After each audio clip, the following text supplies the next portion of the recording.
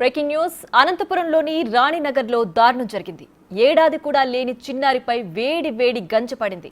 ఆడుకుంటానంటూ పాపను పక్కింటి అమ్మాయి తీసుకెళ్లింది. వేడి వేడి గంజ పడ్డంతో చిన్నారి మొహం, కాళ్ళు, చేతులకు గాయాలయ్యాయి.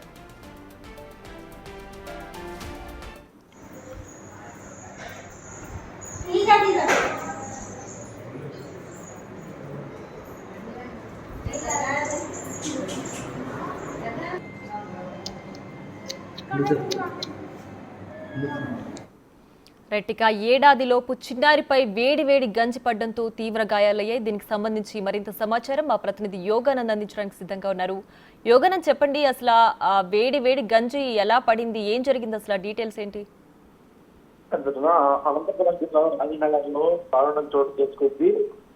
ఈ ఆసియా అనే ఏడాది కూడా నిండని చిన్నారిపై వేడి వేడి గంజో నీరు తెలియని ప్రాంతం ఒంటి మీద పడింది. అయితే ఇది ఉద్దేశపూర్వకంగా పోసారా పడిందా అన్నది కూడా క్లారిటీ చిక్కడం అంత చిక్కడం. ఎందుకంటే ఆ చిన్నారి వెళ్ళి దాన్ని ముట్టుకుందా, లేక కింద ఒంటి మీద పడిందా, లేక ఎవరైనా కక్షపూరితంగా పోసారన్నది కూడా తెలియాల్సి ఉంది. ఆ చిన్నారిని ఆడుకునేందుకు ఇంటి పక్క వాళ్ళు తీసుకెళ్లారు.